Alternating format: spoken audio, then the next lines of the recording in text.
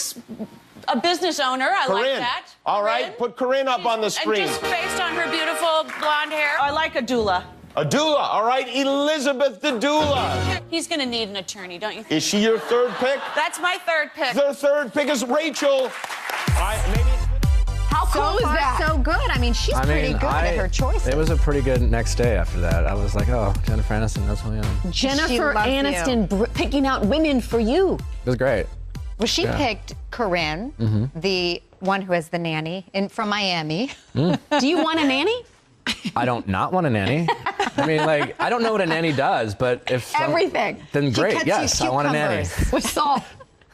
What about Liz? Now, she did pick Liz as well. Yeah, now, she's the one, you have history with Liz. Yes. You've already been with Liz sexually.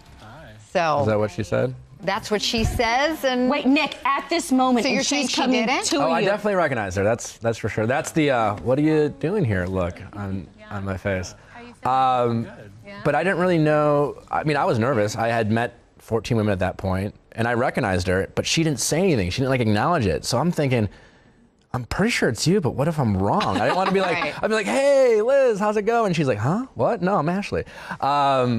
And so how long does she stick around? You're not going to tell me that. You have to tune in. Well, but here's the thing. I'm thinking she played a little hard to get because she didn't give you her phone number. Well, she didn't give you the phone number, so that kind of burned you a little bit. It seems like you were like, at the time, no, I was more respectful of like, okay, that's, I respect your decision. So she wasn't then the one that got away. There wasn't like, it was a great night, you're at the wedding, and then when you saw her again, were you excited to see her? Or I think it's safe. I will say in the moment when I met her at the wedding and we said our goodbyes, I definitely did not think she was the one that got away.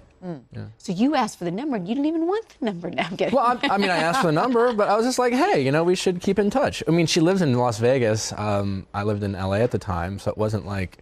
And I like that you kind of called her out. Like, look, I asked for your number, you didn't give it to me, and now you're here, now that I'm the Bachelor. It just seemed like a logical question, I didn't want, again, I didn't want to jump to conclusions. I didn't want to make any accusations, but it was like, okay, you're here, just out of curiosity, why now? It seemed like an interesting time, Especially since she led with, I don't want you to think I'm here because you're the Bachelor. And I was like, well. Why are you here? Good to see you. Does she have an advantage, though, because she's already experienced a night with you? Well, I guess you'll have to watch. Nick, the first girl out of the limo, what was her name? I don't know the name. Danielle L. Okay, were you thinking this is going to be an awesome season because she is just stunning? Right? I mean, I was like, this is the way you start the show. The dress. It made quite an impression on you. She's so cute. Yeah. The other one we really liked was Rachel. I was just thinking eyes up the whole time. Yeah, totally. Eyes up. Like, oh my God, don't. Yeah. Good to see you. It's great. It's kind of really nice to meet Look you. at your hairline. It's so good. Well, there was a lot of, I like the dress, but I'm not going to look down below to see the whole dress. And then some of the finger in the mouth, some of them get odd, and you handled yourself very well because those are just weird. I wanted, to give the women a wide berth, so to speak. I mean, I was so nervous when I got out of the limo for Andy's. I mean, I literally don't remember what I said. And so, like, they're just trying to make an impression. They're trying to have some fun. And I really wasn't in any way trying to make any judgments of the women when it comes to the exit.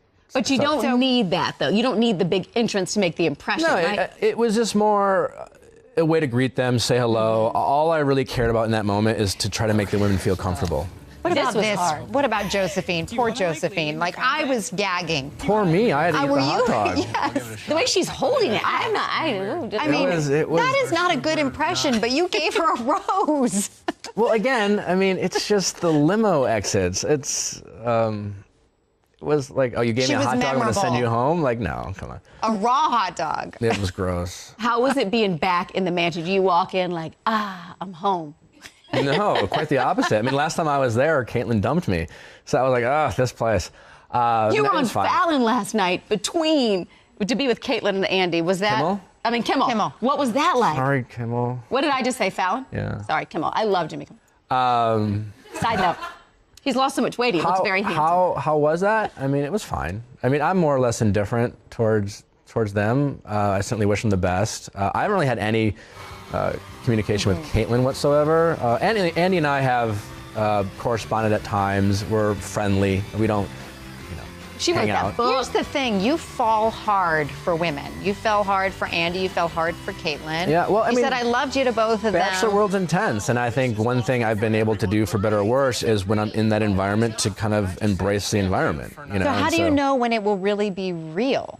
Because, I mean, you know, it's one thing in the Bachelor world, and it's kind of an amped up version of like falling in love. Okay, you go on these incredible dates in some incredible exotic location, and then you think you're in love. But how do you really know? Because I mean, you've experienced love a couple of times. What's it going to take for the one to be the one? I would say that's really no different than the real world, right? It's certainly amplified. It's certainly a leap of faith. I'm very glad that Andy and Caitlyn made the decisions that they did, and I'm glad I didn't end up with them. But I can't deny that in those moments I had very strong feelings for them.